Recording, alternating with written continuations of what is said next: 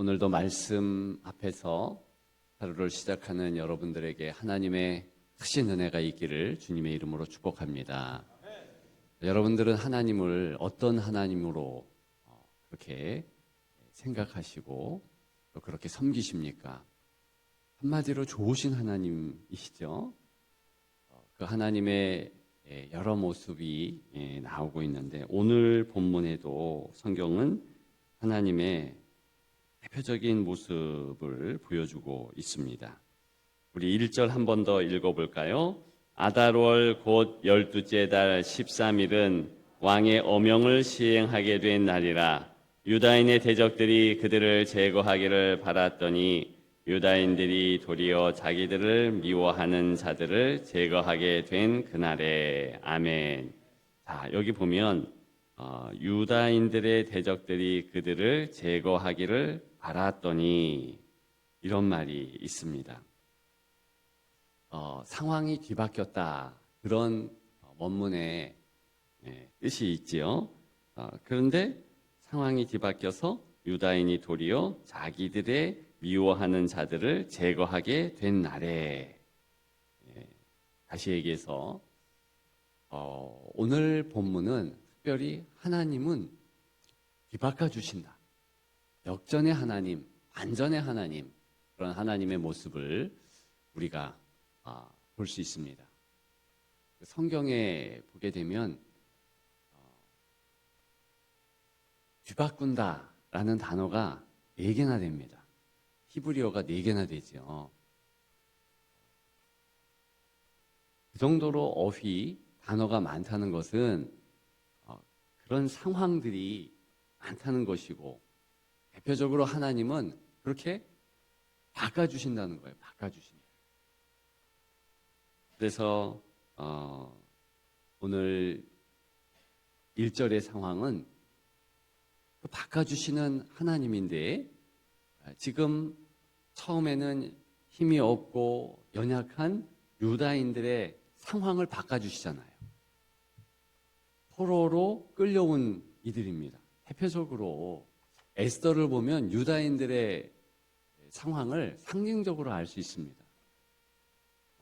어린 소녀로 타국으로 끌려간 거죠. 근데 부모님이 없어요. 다 죽었습니다. 고아예요, 고아. 그래서 나이 든 사촌 오빠에 의해서 키운 바 됩니다. 그 사촌 오빠가 모르드게지요. 모르드게라고 형편이 좋습니까? 그렇지 않아요. 어찌어찌 하다가 아시다시피 민족이 멸살 당하는 위기에 처하게 되고, 가장 앞서서 죽을 이가 모르드게이지요. 반대편에 하만이 있고.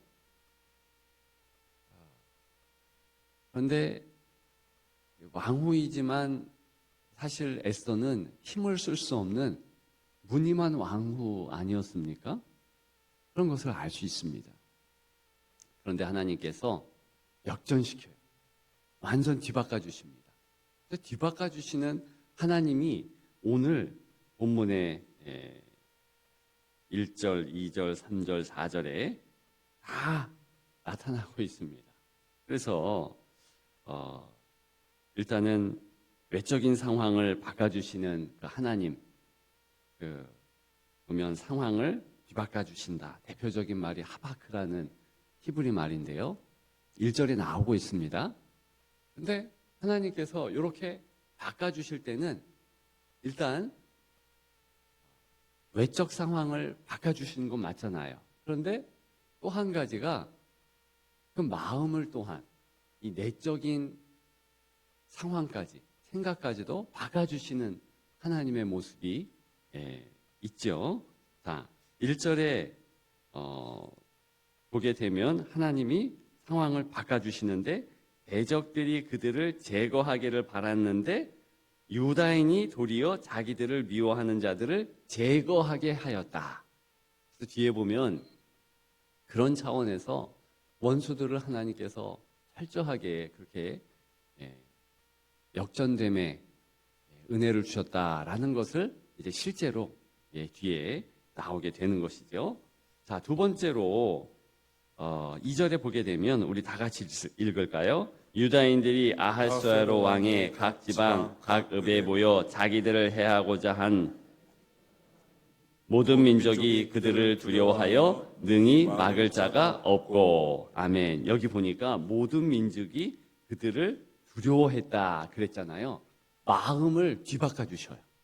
이걸 슈브라고 하는데 회개의 대표적인 단어이지요. 그래서 마음이 뒤바꿔지는데 악한 사람이 선한 사람이 되고 강팍한 사람이 부드러운 사람이 된다. 이게 대표적인 모습입니다. 하나님께서 개입하시면 도저히 마음이 그렇게 될 수 없는 사람이 그렇게 변해요.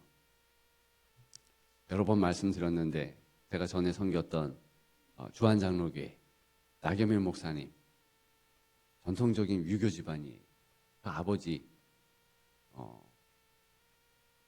전통적인 그런 선비입니다.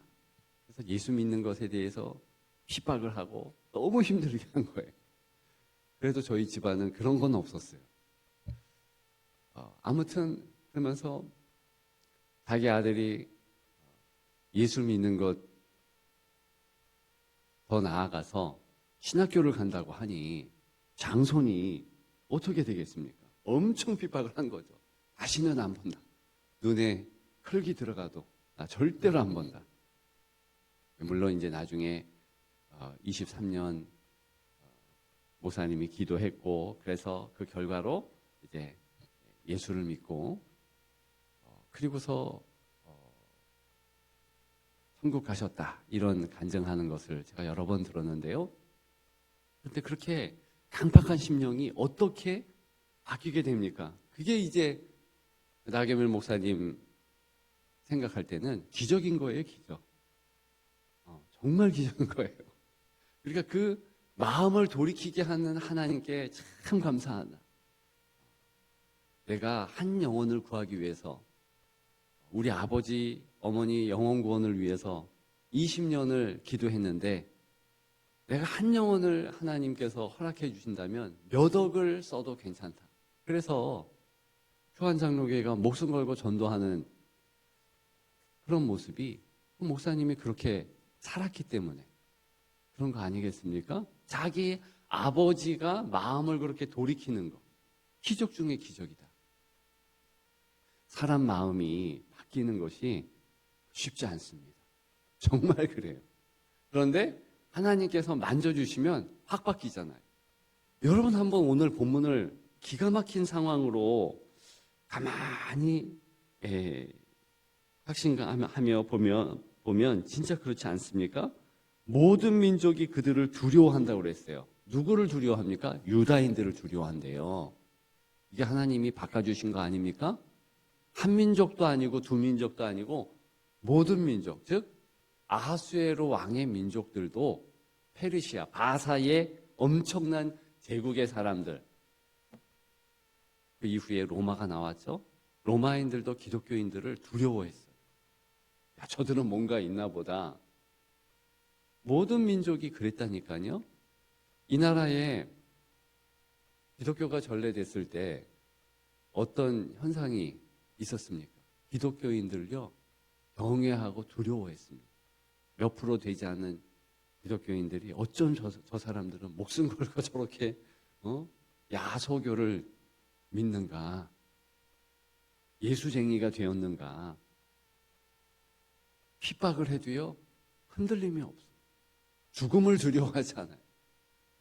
정말 그렇습니다. 그런 모습을 보면서 사람들이 변화되는 겁니다. 이 시대에도 죽으면 죽으리라. 에스더의 그런 모습이 이게 대단한 거 아닙니까?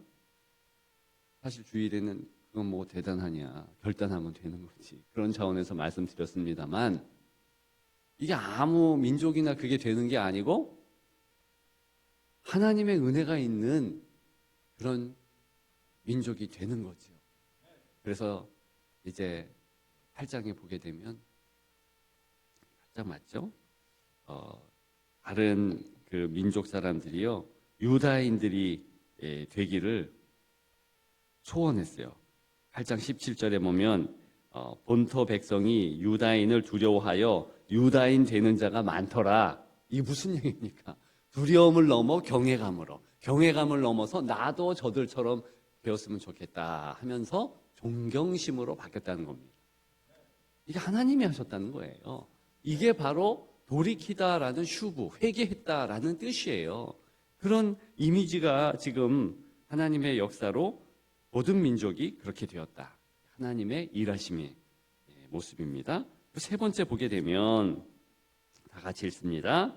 각 지방 모든 대신들과 총독들과 왕의 사물을 보는 자들이 모르드게를 두려워하므로 다 유다인을 도우니. 아멘. 자, 여기 보면 왕의 사물을 보는 자들이 그랬어요. 이것은 하만과 그 일당들을 얘기합니다. 즉 이들이요, 하나님께서 역사하시니까 어떻게 뒤바뀌어졌냐면 자기들이 이제 지위나 모든 것이 더 높았잖아요. 근데 상황이 이제 혼란케 되면서 역전이 되는 그런 겁니다. 그래서 특히 하나님께서는 대적들을 완전 뒤바꿔 놓습니다. 혼란케 하시고 두렵게 하시고. 그러니까 좀 전에 2장에 나오는 모든 민족들이 두려워한다라는 것과 대적이 두려워하는 것은 좀 다른데요. 이 대적들은요, 특히 하나님에 대하여서 두려워하는 마음을 갖게 되는 것은 자기들이 어찌할 바를 모르는 혼란하게, 무질서하게, 갑자기 혼돈 가운데 들어가니까 힘든 거예요. 그렇게 3절에 역사하셨다, 그런 뜻을 갖고 있습니다. 그러면서 이제 4절 다 같이 읽습니다. 모르드게가 왕궁에게 존귀하여 점점 창대함에 이 사람 모르드게가 명성이 각 지방에 퍼지더라. 아멘. 여기 이제 뒤바꿔 놓는데 이제 완전히 새로운 질서가 확립되도록 뒤바꿔 놓으셨다. 이 할리프라는 단어인데요. 어쨌든 3절과 4절 쭉 보면서 이제 대적은 완전 혼돈 가운데 들어가서 무질서로의 시간을 갖는 것이고, 새로운 질서가 이제 확립되면서 하나님의 백성, 하나님의 사랑, 모르드게를 중심으로 해서 그렇게 이제 모르드게가 국무총리가 되는 것이죠. 그래서 모르드게의 명성이 각 지방에 퍼지더라. 그러니까 주위의 사람들을 존귀하게 높임 바 되는 은혜를 하나님이 이렇게 허락해 주시는 것입니다. 이 네 가지의 뒤바꿔지는 역사가 여러분들의 하나님 은혜의 역사인 줄 믿습니다. 때로는요, 우리 삶에서 뒤바꿔 놓을 때가 있어요. 그러면 그것 때문에 두려워하거나 실망하거나 어려워하지 마십시오. 그것은 하나님께서 뭔가 더 큰 은혜를 주시기 위한 그런 시간인 것입니다. 근데 우리가 기억해야 될 것은 좋은데 나쁘게 뒤바꿔 놓을 수도 있어요. 자, 일례로 이것만 같이 나누고 좀 기도의 시간으로 우리 나아가기를 소망하는데요. 다윗을 보면 우리가 사무엘하 11장에 보면 죄를 지었잖아요. 간음죄도 짓고 살인죄도 졌습니다. 근데 그가 깨닫지 못해요. 그러니까 하나님께서 어떻게 하느냐, 나단 선지자를 보내서 그 마음을 때려주죠. 그렇죠? 그래서 그가 완전 마음이 어떻게 됐느냐, 꼬꾸라쳐요. 그것도 하나님께서 뒤바꿔 놓는 모습이에요. 근데 똑같은 뒤바꿔 놓는 상황을 그 일대왕 사울에게도 줬습니다. 근데 사울은요, 그렇게 안 해요. 그죠? 어려움이 있고 환란이 있고 하는데도 그 마음이 강박합니다. 그러면 결과적으로 누가 하나님의 은혜를 받은 자입니까? 물론 현실적으로 보면 시편 51편 잠 못 자는 괴로움을 얼마나 다윗이요 갖고 힘들어하고 애통했는지 모릅니다. 근데 나중에 보니까 그게 은혜잖아요. 그러니까 우리가 이 땅을 살아가면서 하나님 위에 내가 붙잡힌 바 되고 하나님의 손길이 나를 붙잡아 주시면 내가 순경이 되었든 역경이 되었든 하나님이 합력해서 선을 이루신다. 그 확실한 믿음만 있으면 내가 힘들면 그때 돌이키면 됩니다. 내가 회개할 것이 있으면 정돈하면 되고 아니면 이것 통하여서 하나님이 깨닫게 해주시고 나를 더 견고하게 나를 더 은혜 가운데 내 지경을 넓혀주시기 위함이다. 확신하고 나아가면 아무것도 아니고요. 실제로 그것 때문에 더 은혜를 주시는 줄을 믿습니다. 그래서 우리는 살펴보는 겁니다. 오늘 9장에 하나님의 뒤바꿔주는 구체적인 모습을 4가지로 생각해 보았습니다. 우리 삶에 가만히 생각해 보면 다 할 수 있습니다. 아무쪼록 이러한 하나님의 뒤바꿔주는 역사가 내게 있어 내 슬픔을 뒤바꿔서 기쁨으로 주시고 또한 힘들고 어려운 것은 더 감사로 바꿔주신다. 확신하며 오늘도 순례의 길 감사로 나아가는 여러분들 되시기를 주님의 이름으로 축복합니다. 축복합니다. 기도하겠습니다.